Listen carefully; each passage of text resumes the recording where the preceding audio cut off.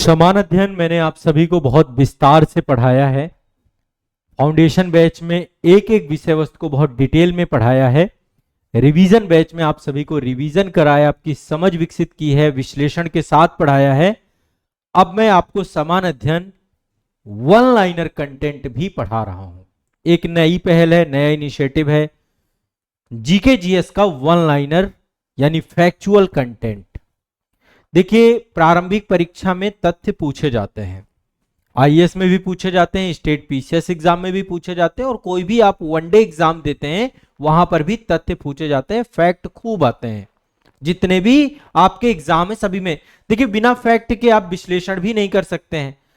तो जो foundation batch में मैं पढ़ाता हूं वो डिटेल में चीजें पढ़ा रहा हूं, चीजें एक एक लिखवा रहा हूं, समझा रहा हूं। हम चीजों को इंटरलिंक करके पढ़ रहे हैं, एक सब्जेक्ट को दूसरे सब्जेक्ट के साथ, एक टॉपिक को दूसरे टॉपिक के साथ, और उसकी पूरी एक स्टोरी के साथ उसको पढ़ रहे हैं ताकि वो चीजें याद रहे। यहां पर हम केवल फैक्चुअल पढ़ेंगे, point by point, fact bye fact, और मेरी कोशिश रहेगी कि फैक्ट आपको याद हो जाए। आईएएस एग्जाम में जितने भी फैक्ट आते हैं यहां से कवर होंगे, स्टेट पीसीएस एग्जाम में जितने भी फैक्ट आते हैं यहां से कवर होंगे। यहां से आपके आरओ का एग्जाम या कोई भी वनडे एग्जाम आप सभी का, जैसे लाइक एसएससी का एग्जाम है, रेलवे का एग्जाम है, या फिर कोई भी एग्जाम आप देंगे, फैक्ट आपके पूरे के पूरे याद जरूर करवा दूंगा मैं। तो ये एक पूरी की पूरी श्रृंखला है जहां पे तथ्यात्मक और फैक्चुअल डेटा आप सभी को पढ़ाया जाएगा। अब चूंकि इसमें पढ़ाने का तरीका क्या होगा, एक तरीका यह हो सकता है कि क्रम से एक एक सब्जेक्ट को लें और हम पढ़ाना चालू करें। आपको क्रम से नहीं पढ़ना, मैं क्रम से पढ़ाऊंगा भी नहीं, मैं आपको महत्वपूर्ण पढ़ाऊंगा। यहां पे देखिए लिखा हुआ है समान अध्ययन जीके जीएस वन लाइनर। जो जनरल स्टडी और जीके जनरल नॉलेज वाला सेगमेंट है उसका वन लाइनर कंटेंट रहेगा, और ये महत्वपूर्ण टॉपिक का संपूर्ण तथ्य परख अध्ययन है। यानी फैक्चुअल डेटा जो रहेगा वो इंपॉर्टेंट टॉपिक जो परीक्षा में पूछे जाते हैं, जो आपको बार बार भूल जाते हैं, एक रिवीजन वाली समस्या भी रहती है ना, आपको भूल भी जाते हैं। तो यहाँ पे केवल फैक्चुअल डेटा आपको याद कराया जाएगा जो आपके आगामी एग्जाम है, सभी परीक्षाओं के लिए जरूरी है। जितने भी छात्र हमारे साथ यूट्यूब पे जुड़े हुए हैं, हमारे साथ एप्लीकेशन में जुड़े हुए हैं, ये सीरीज आपको फॉलो करनी है। समान अध्ययन वन लाइनर कंटेंट अब आपका शुभारंभ होता है। मैं सेशन को बहुत ही बढ़िया तरीके से आपका लेके चलूंगा। एक सेशन में लगभग 20 कम से कम और ज्यादा से ज्यादा 25-30 फैक्ट रहेंगे। बाद में इसका इंटायर सेशन आएगा जिसमें मल्टीपल बहुत पूरे के पूरे फैक्चुअल उसमें संपूर्ण सेशन के तौर पे आपको मैं उपलब्ध करा दूंगा।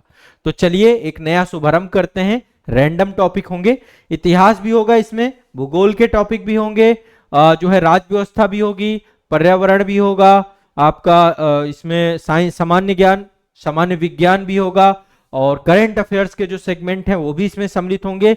यानी ए टू जेड सारे सब्जेक्ट, जहां पे फैक्ट होगा, जहां पे तथ्य होगा, जो तथ्य परीक्षा के लिए जरूरी होगा वो सब यहां पे याद कराया जाएगा।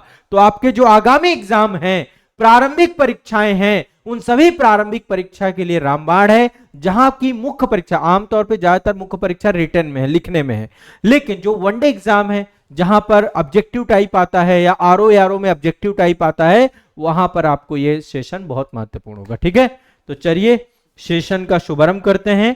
एक एक करके फैक्ट मैं आपको बताता जाऊंगा, कुछ चीजें आप लिखते भी जाइएगा, नोट्स भी बनाते जाइएगा। मेरी इन क्लासेस का नोट्स आपको साथ साथ बनाते हुए चलना है। ठीक है, तो चलिए सत्र को शुरू करते हैं। सबसे पहले इतिहास से शुरू करेंगे, और इतिहास में मॉडर्न वाले सेगमेंट से क्वेश्चन ज्यादा पूछता है, तो क्यों ना आधुनिक भारत वाले विषय वस्तु को हम पहली प्राथमिकता दें, आधुनिक भारत वाले विषय वस्तु को लेकर के चले। आप लोग बस लिखते भी जाइएगा साथ साथ में। तो जैसे देखिए कुछ आपकी महत्वपूर्ण पुस्तकें हैं, उन पुस्तकों से प्रश्न आपका मैच द फॉलोइंग आ जाता है ना, मैच द फॉलोइंग क्वेश्चन बन जाता है। तो जैसे एनी बेसेंट के द्वारा दो पुस्तकें या कह सकते हैं दो पत्रिकाएं थी जो आपकी उस समय जब इंडियन फ्रीडम स्ट्रगल चल रहा था, एक तो न्यू इंडिया है, दूसरा कॉमनवेल है। कई बार क्वेश्चन इससे बन चुका है। मैंने जैसा कि बताया कि ये तथ्यात्मक डेटा जो रहेगा रैंडम रहेगा, महत्वपूर्ण टॉपिक ज्यादा रहेंगे, और यही होना चाहिए, अप्रोच ही यही होना चाहिए। परीक्षा के लिए सबसे रामबाण सीरीज है आपकी, ये समझ लीजिए रामबाण सीरीज है, जीएस वन लाइनर रामबाण सीरीज के तौर पे आपकी ये आपको मिलेगी। ठीक है, तो इसमें जो है न्यू इंडिया और कॉमन बिल। मैं यहाँ पे बहुत ज्यादा एनालिसिस नहीं करूंगा किसी चीज का, एक बहुत ज्यादा क्या करूंगा ही नहीं, क्योंकि ये तथ्यपरक है। जो यदि आप एनालिसिस बेस पढ़ना है तो आप मेरे साथ, आपको फाउंडेशन बैच में जुड़ना पड़ेगा। रिवीजन करना है तो रिवीजन बैच में एक नया ही सेगमेंट चालू कर रहा हूं। याद कर लीजिए, न्यू इंडिया कॉमन बिल एनिवेशन, ठीक है। हिंद स्वराज आपकी महात्मा गांधी जी की पुस्तक है। स्वराज, ये महात्मा गांधी, लिखते जाइएगा मेरे साथ साथ, ठीक है। आप सभी को पता है एक पुस्तक इंडिया बिन्स फ्रीडम के नाम पे है, अबुल कलाम आजाद की पुस्तक है। अबुल कलाम आजाद भारत के पहले शिक्षा मंत्री भी रहे ये, और देश के संविधान निर्माण में, फ्रीडम स्ट्रगल में बहुत बड़ा योगदान था इनका। आजाद, इनकी पुस्तक है इंडिया विंस फ्रीडम, ठीक है, लिखते जाइएगा। इसके बाद बापू माई मदर, ये शीर्षक से एक संस्मरण लिखा है मनु बहन ने। बापू माई मदर,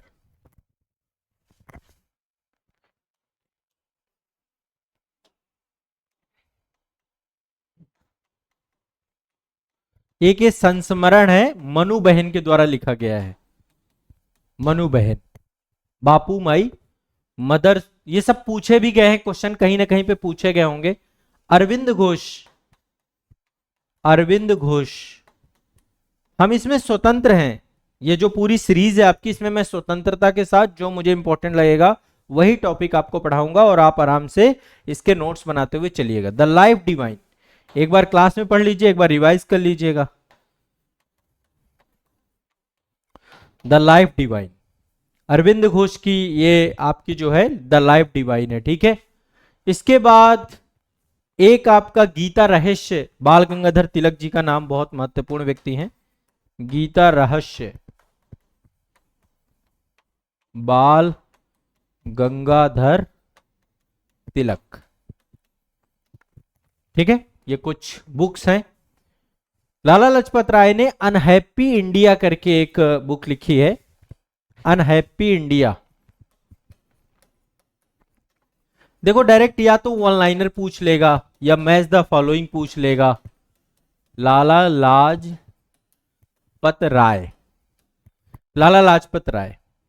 दुर्गेश नंदिनी, बंकिम चंद्र चटर्जी की पुस्तक है।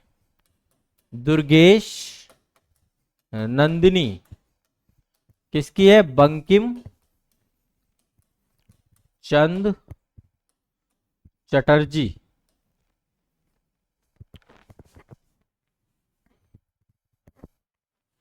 बंकिम चंद्र चटर्जी, बंकिम चंद्र चटर्जी किसकी है? दुर्गेश नंदिनी, ये बंकिम चंद्र चटर्जी की पुस्तक है। आनंद मठ भी इनके द्वारा लिखी गई है। एक जो मतलब एवरग्रीन है, ये पूछा ही जाता है, रफली आपको पता भी होगा, एक बार जान लीजिए। और poverty and un British rule in India, Lala Lajpat, Dadabhai Naoroji, माफ करिएगा, लाला लाजपत राय जी की अनहैप्पी इंडिया है, ठीक है। अनहैप्पी इंडिया लाला लाजपत राय जी की, poverty and un British rule in India दादा भाई नौरोजी की, इनके द्वारा धन के निष्कासन का सिद्धांत भी इसमें बताया गया है। ड्रेन ऑफ वेल्थ थ्योरी भी दी गई है। बाल गंगाधर तिलक के दो समाचार पत्र थे, केसरी और मराठा, केसरी और मराठा। तिलक साहब के, तिलक साहब के गीता रहस्य भी तिलक साहब की है, ठीक है। गीता रहस्य भी तिलक साहब की है। अनहैप्पी इंडिया भी लाला लाजपत राय की है। Poverty and un British rule in India दादा भाई नौरोजी की पुस्तक है। दुर्गेश नंदिनी आनंद मठ ये बंकिम चंद्र चटर्जी की पुस्तक है, ठीक है। क्लियर है, स्पष्ट है। कुछ ये बुक्स हैं, ठीक है। एक पुस्तक है इंडियन अनरेस्ट, अनरेस्ट माफ करेगा, इंडियन अनरेस्ट, ये बुक लिखी है वैलेंटाइन सिरोल, वैलेंटाइन सिरोल। इसी पुस्तक में इन्होंने बाल गंगाधर तिलक जी को भारतीय अशांति का जनक कहा। जिसके बाद उनके ऊपर केस किया गया, वो सारी चीजें। भारतीय अशांति का जनक इसी के द्वारा, वैलेंटाइन सिरोल के द्वारा कहा गया, इंडिया अर्नेस्ट में, इसी बुक में। ये भी आपको दिमाग में बैठा के रखना है। दो किताबें और बताऊंगा, एक इंडियन स्ट्रगल, सुभाष चंद्र बोस की पुस्तक है। इंडियन स्ट्रगल किसकी है? सुभाष बाबू की पुस्तक है, सुभाष चंद्र बोस, ठीक है। सुभाष जी की पुस्तक है। प्रयागराज में एक सुभाष चौराहा है सिविल लाइन का, बड़ा ही मतलब खूबसूरत, वहां पे उनकी तस्वीर है। सुभाष जी को जो स्थान मिलना चाहिए था इतिहास में, वो नहीं मिला है। इस पे एक लंबी चर्चा हो सकती है, क्योंकि बहुत बड़ा योगदान रहा इस नायक का, इस हीरो का, ठीक है। अभी इंडिया गेट के सामने, इंडिया गेट है ना, उसके जस्ट सामने सुभाष चंद्र बोस जी की प्रतिमा का अनावरण भी किया गया है। तो अब सरकार, ये सरकार की प्राथमिकता में है व्यक्ति। अगली है वीडी सावरकर के द्वारा हिंदुत्व पुस्तक लिखी गई है, हिंदुत्व। ये बीडी सावरकर की पुस्तक है, विनायक दामोदर सावरकर।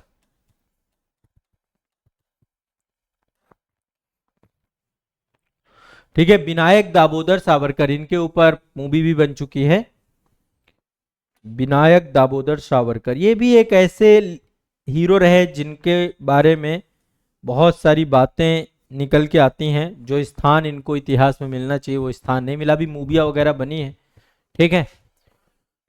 तो ये आपको दिमाग में बैठा लेना है। ये कुछ बुक्स मैंने आपको बताई हैं, अभी इतनी रट लो। न्यू इंडिया कॉमनवेल्थ एनिवेशन, Hind Swaraj, Mahatma Gandhi, Abul Kalam Azad, India wins freedom इनकी पुस्तक है। Bapu my mother, Manuben की, अरविंद घोष, लाइफ डिवाइन, गीता रहस्य तिलक साहब की। अनहैप्पी इंडिया, लाला लाजपत राय, दुर्गेश नंदिनी, आनंद मठ, बंकिम चंद्र चटर्जी, है ना। और एक जो मैंने आपको बताई थी, poverty and un British rule India, दादा भाई नौरोजी, केसरी मराठा, बाल गंगाधर तिलक। अभी कुछ पुस्तक और है, अगले सेशन में उनको भी देख लेंगे। यहां तक Hindutva V D Savarkar, Indian struggle Subhash Chandra Bose, Indian unrest आपका वैलेंटाइन सिरोल। आगे बढ़ते हैं। ये तो इतिहास से जुड़े हुए कुछ फैक्चुअल डेटा थे आपके। अब चलते हैं, देखो आमतौर पे वैश्विक स्तर पे और भारतीय स्तर पे कुछ डेटा पूछा जाता है आपसे। फैक्चुअल डेटा ये है आपका खनिज से, खनिज से एक पूछ लेता है, खनिज, शीर्ष खनिज उत्पादक देश कौन कौन से हैं। और एग्रीकल्चर उत्पाद से क्वेश्चन आपका आता है, शीर्ष उत्पादक और शीर्ष निर्यातक, ये भी आ जाता है आपका, है ना। तो हम जो है एक एक करके यहाँ पे देखेंगे। सबसे पहले देखते हैं यहाँ पे तांबा। तांबा खनिज है आपका, कहाँ पाया जाता है विश्व में, देख लेते हैं। तांबा भारत में राजस्थान में पाया जाता है आपका, खेतड़ी की खाने हैं। विश्व में चिली में सबसे ज्यादा मतलब पाया जाता है। ये क्वेश्चन कई बार पूछता है, चिली में सबसे ज्यादा, यूपीएससी में भी पूछ चुका है, चिली में सबसे ज्यादा पाया जाता है तांबा। नंबर 1 चिली है, फिर ऑस्ट्रेलिया है, फिर पेरू है। ये कुछ फैक्ट है। और जो कुछ भी मैं आपको बता रहा हूं ये भंडारण की दृष्टिकोण से बता रहा हूं। भंडारण, भंडारण, कुछ धातुओं के भंडारण यहां पर अभी देखेंगे। एक तो चिली है, फिर ऑस्ट्रेलिया है, ठीक है, और फिर एक ही देश वहीं पर है, मतलब देश है Peru. Peru, Peru, Chile, Australia, Peru. ये तांबा बिल्कुल रट लेना, इससे क्वेश्चन पूछ ही लेता है ना, इनके दिमाग में फिक्स है ये क्वेश्चन।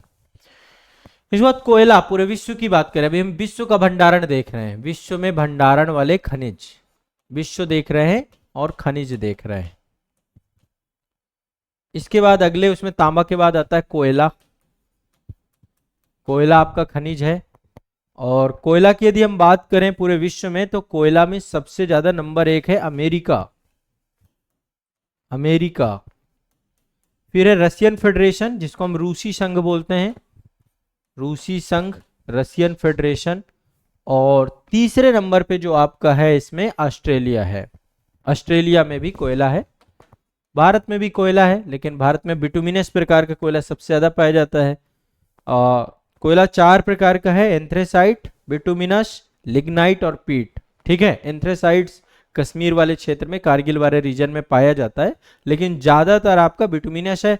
पीट आपका दक्षिण भारत में पाया जाता है, तमिलनाडु वाले क्षेत्र में।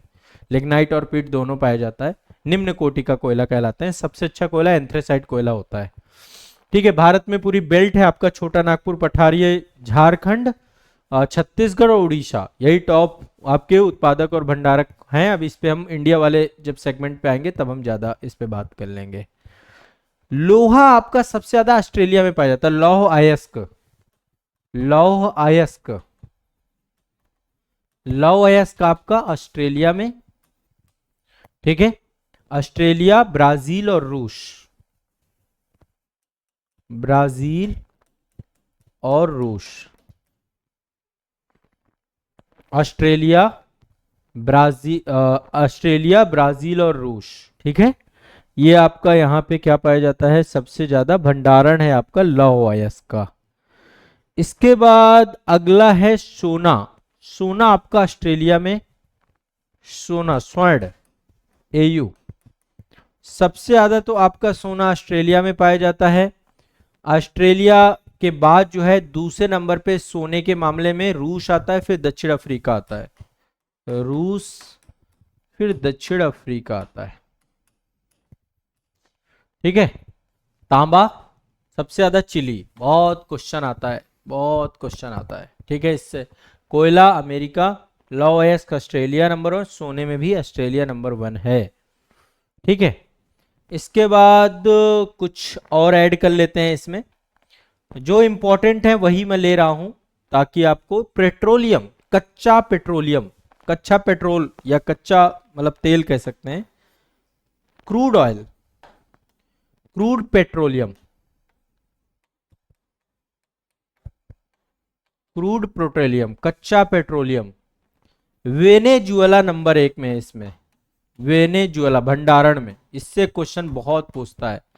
फिर सऊदी अरब है और फिर इसके बाद कनाडा है, सऊदी अरब, फिर कनाडा है। ये प्रश्न भी मल्टीपल टाइम पूछा गया है। वेनेजुएला मतलब अभी यहाँ पे क्या है, एक तो कम्युनिस्ट गवर्नमेंट है, दूसरा अभी यहाँ पे बहुत सारे प्रतिबंध लगा रखे हैं अमेरिका ने, तो वेनेजुएला में भंडारण तो है लेकिन उत्पादन नहीं होता उतना। दूसरा क्या है, हालत बहुत खराब है यहाँ के लोगों की, अभी हाल ही में डिमोनेटाइजेशन भी किया था, यहाँ की मुद्रा की स्थिति काफी खराब हो गई थी, तो मतलब कंडीशंस काफी खराब है क्रूड ऑयल में। अभी भारत भी जो इंपोर्ट कर रहा है सबसे ज्यादा, हमारा आयात पे निर्भर है पूरा का पूरा, तो हम रूस से सबसे ज्यादा आयात कर रहे हैं, रूस से, फिर इराक से, फिर सऊदी से, फिर यूएई से, है ना। तो भारत सबसे ज्यादा इस समय टॉप इंपोर्टर है, रसिया से इंपोर्ट करते हैं हम लोग सबसे ज्यादा। ये फैक्ट भी बीच बीच में जो मैं बताता जा रहा हूं इनको भी याद कर लीजिएगा।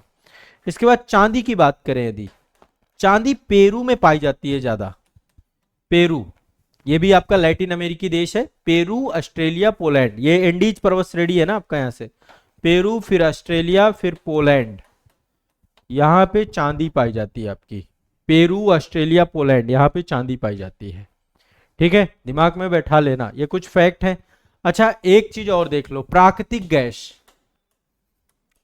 प्राकृतिक गैस, प्राकृतिक गैस के मामले में रूस सबसे ज्यादा है। रूस में देखो तेल के भंडार भी बहुत है और प्राकृतिक गैस भी रूस में बहुत बड़ी मात्रा में पाया जाता है, ठीक है। जैसे क्रूड ऑयल मैंने आपको बताया कि वेनेजुएला में है, तो सबसे ज्यादा रूस में, फिर इसके बाद ईरान में, ईरान में भी प्राकृतिक गैस बहुत है।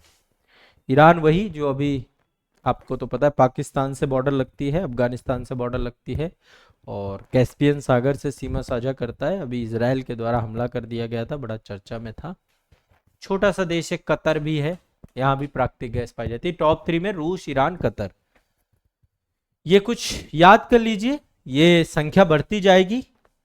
एक चीज और ऐड कर देते हैं यहाँ पे, है ना, एक चीज और ऐड कर लेते हैं, और जितना कुछ भी आपको यह ऐड कराऊं दिमाग में बैठा लीजिएगा, ठीक है ना। ग्रेफाइट, एक बार क्वेश्चन पूछा था, ग्रेफाइट, ग्रेफाइट पाया जाता है टर्की में प्राकृतिक रूप से, फाइड, हम नेचुरल रिसोर्स की बात कर रहे हैं, जो भी कर रहे हैं, प्राकृतिक रूप से पाया जाता है ग्रेफाइट टर्की, तुर्की में। तुर्की नंबर 1 है ग्रेफाइट के मामले में, फिर चीन है, फिर ब्राजील है, चीन, ब्राजील।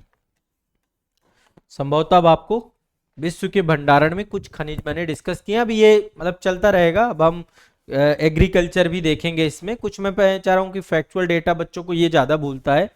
फिर सब एक बार रट लो, तांबा, चिली, कोयला अमेरिका, लॉ अयस्क ऑस्ट्रेलिया, सोना Australia, crude oil petroleum Venezuela, star लगा रहा हूं इसमें, क्रूड ऑयल में स्टार लगा लो, तांबा में स्टार लगा लो, चांदी में भी लगा लो, चांदी आपका पेरू में पाई जाती है, सोना आपका ऑस्ट्रेलिया में पाया जाता है, ठीक है। सबसे ज्यादा सोना ऑस्ट्रेलिया में, लोहा ऑस्ट्रेलिया में, प्राकृतिक गैस के मामले में रसिया है, ये भी स्टार लगा लो, ग्रेफाइट में टर्की है, ठीक है ना। चलते जाएंगे, बहुत सारा कंटेंट मैं देखो ऑलरेडी पढ़ा चुका हूं, बट अब मैं केवल फैक्चुअल के मूड से हूं ताकि आपको फैक्चुअल चीजें याद रहे, आपको दिक्कत ना हो किसी बच्चे को, ठीक है ना। अभी बहुत कुछ है, बहुत पूरा एक एक करके हम देखेंगे।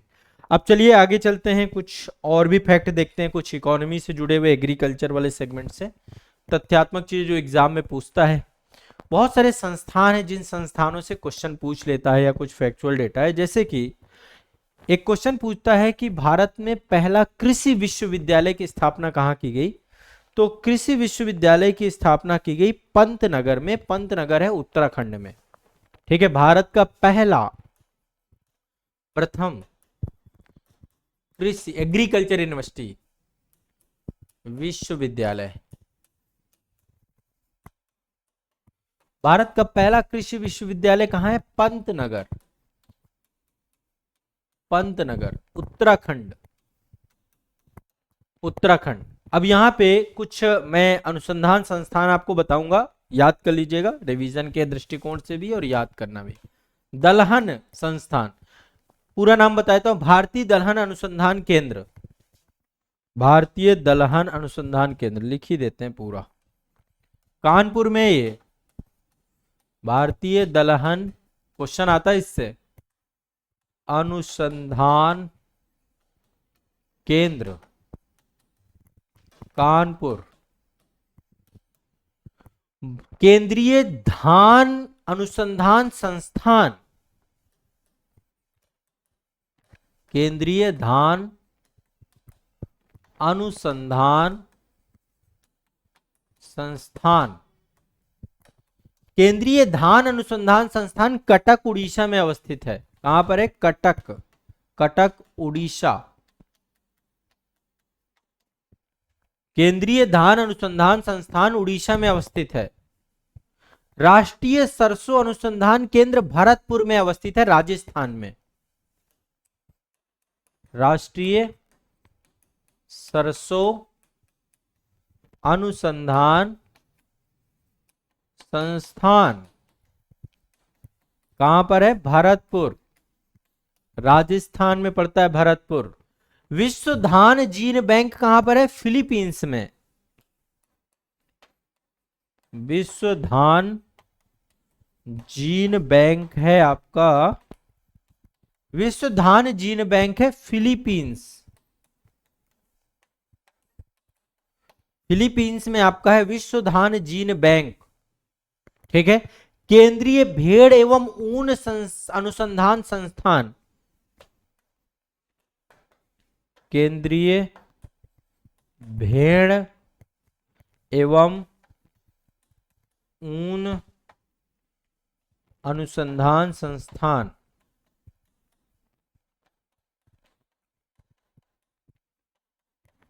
केंद्रीय भेड़ एवं ऊन अनुसंधान संस्थान कहां पर था, अंबिका नगर राजस्थान में, अंबिका नगर राजस्थान में,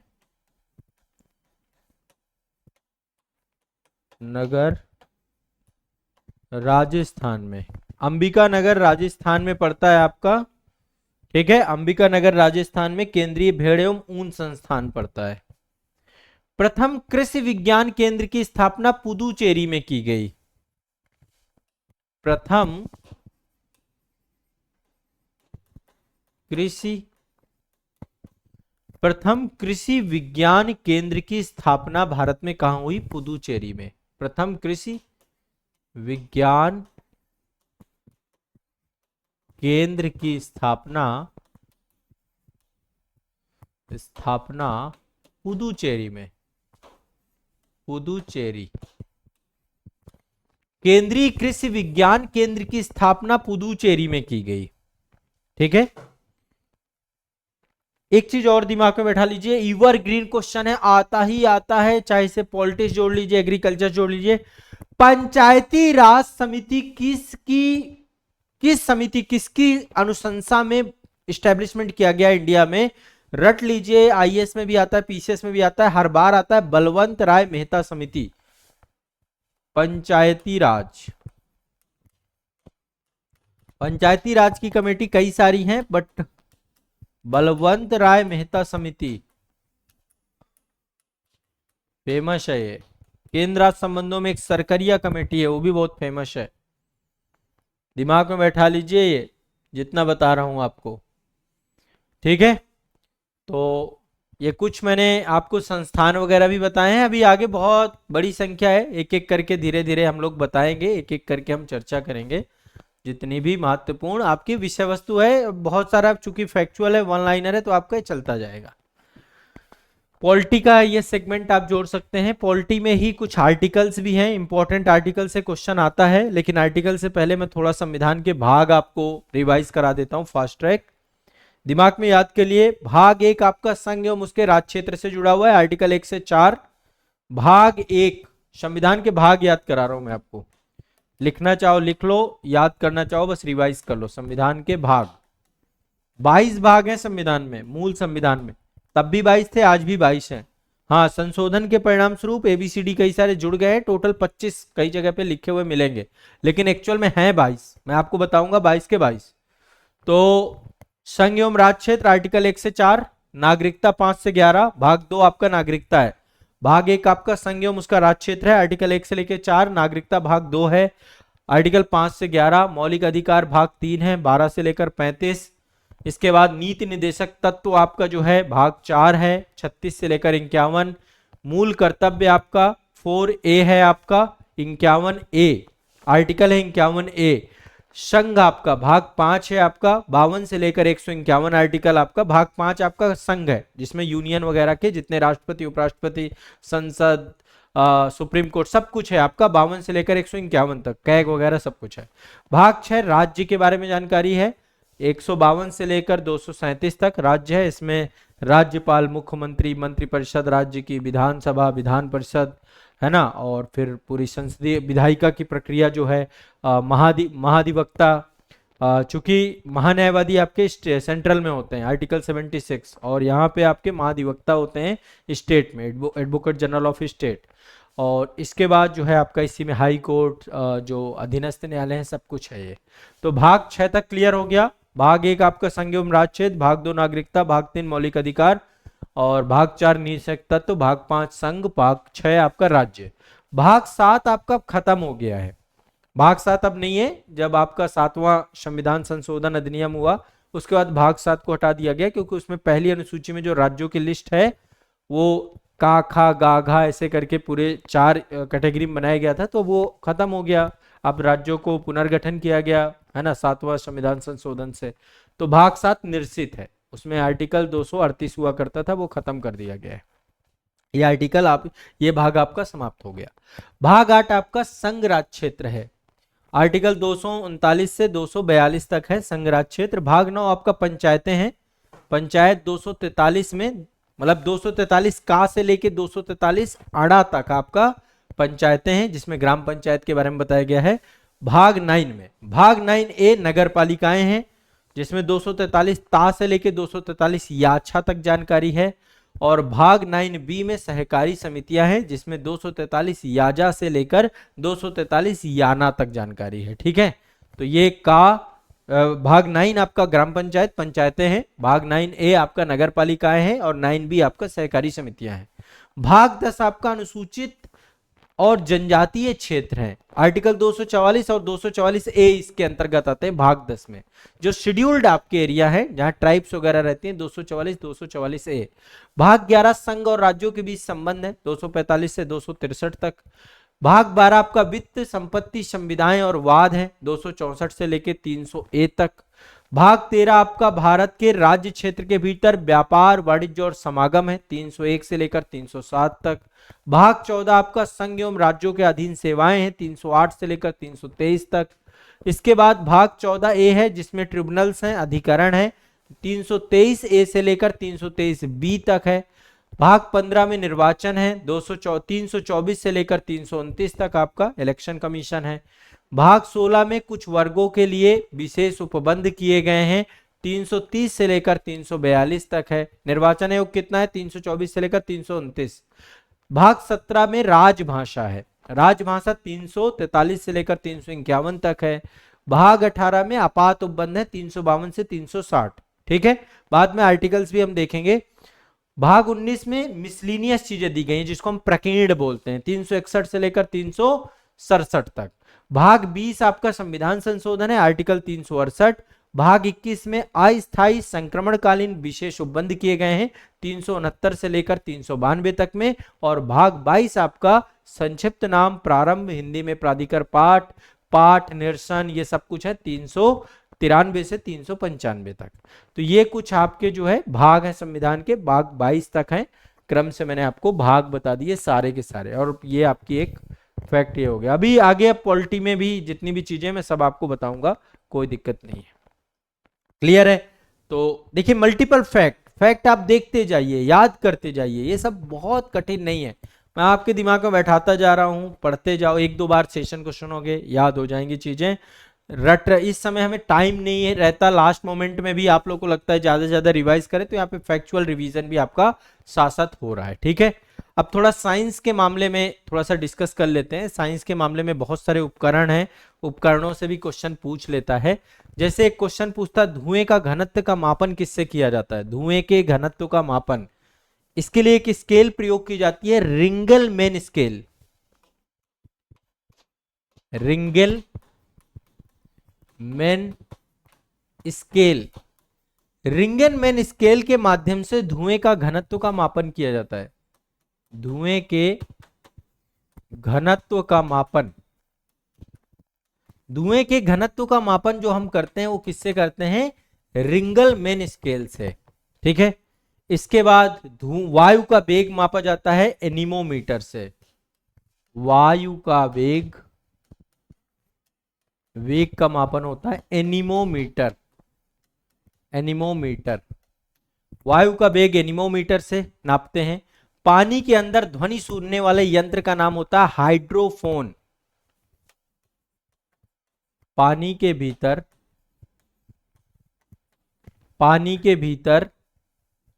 ध्वनि सुनने के यंत्र का नाम है हाइड्रोफोन। पानी के भीतर ध्वनि सुनने के यंत्र को हम क्या बोलते हैं? हाइड्रोफोन। हाइड्रोफोन, पानी के भीतर ध्वनि सुनने के यंत्र को हाइड्रोफोन कहा जाता है। ठीक है, लेजर का फुल फॉर्म पूछ लेता है। लेजर का फुल फॉर्म है light amplification by simulated emission of radiation. Hindi में बोलते हैं उद्दीपित विकिरण उत्सर्जन द्वारा प्रकाश का प्रवर्धन। लेजर आपको पता है ना, एक मतलब उसमें जो है बहुत ही बारीक रेखा में लाइट को क्या किया जाता है? प्रवर्धित किया जाता है। तो light amplification by simulated emission of radiation, ये आपको जो है बोलते हैं लेजर का फुल फॉर्म होता है। कई पूछा गया, कई एग्जाम में पूछा गया है। ठीक है, तो लेजर का full form light amplification by simulated emission of radiation, दिमाग में बैठा के रखिएगा। लेजर का आविष्कार थियोडोर मेनन के द्वारा किया गया था। यह प्रश्न भी पूछा जा चुका है, थियोडोर मेनन। ठीक है, लेजर बीम का उपयोग कहां करते हैं? जो सेंसिटिव जगह होती है हमारी बॉडी में, सर्जरी में अब लेजर का उपयोग होने लग गया है। सर्जरी में जो सेंसिटिव स्थान है, आंख है हमारी, लेजर के द्वारा आंख का भी, आंख वहां पे मतलब कोई आप जो है औजार, हथियार ये सब प्रयोग नहीं कर सकते हैं। तो आंख, गुर्दा, हृदय, ट्यूमर, मस्तिष्क, इनके जो सर्जरी कार्य होते हैं ये सब लेजर से किए जाते हैं। लेजर के थ्रू जो ऑपरेशन होने लगे हैं, लेजर से। अब आपके अंदर स्टोन है, स्टोन को तोड़ देते हैं, लेजर से कर लिया, तो लेजर का प्रयोग किया जाता है। ठीक है, जहाजों में जब जहाजों की यात्राएं होती हैं और वहां पे जब समय का मापन करना होता है, क्योंकि जहाज आपका मल्टीपल जगह से गुजर रहा होता है, तो उसके लिए क्रोनोमीटर होता है। जहाजों में समय का मापन करने के लिए कौन सा उपकरण प्रयोग किया जाता है? क्रोनोमीटर। क्रोनोमीटर, क्रोनोमीटर का उपयोग किया जाता है जहाज में समय मापन करने के लिए। ठीक है, दिमाग में बैठा के लीजिएगा, ये आपको दिमाग में बैठाना है। वॉशिंग मशीन जो आपकी होती है, आपके घर पे वॉशिंग मशीन होगी आमतौर पे, अब सब जगह पहुंच गई है। तो अपकेंद्रण के सिद्धांत पे काम करती है। वॉशिंग मशीन भी अपकेंद्रण के सिद्धांत पे काम करती है।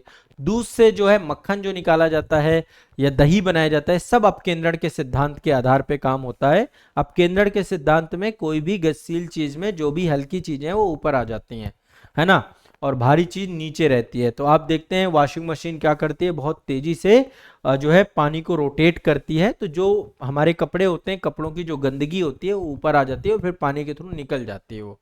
तो अपकेंद्रण के सिद्धांत पे काम करती है आपकी क्या, वॉशिंग मशीन। ठीक है। और एक आपका स्केल का उपयोग किया जाता है जिसको हम ब्यूफोर्ट स्केल कहते हैं। एक पैमाना है जिसमें हवा की गति की माप की जाती है, Beaufort scale. Beaufort scale, Beaufort scale, Beaufort scale के माध्यम से हवा की गति का मापन किया जाता है।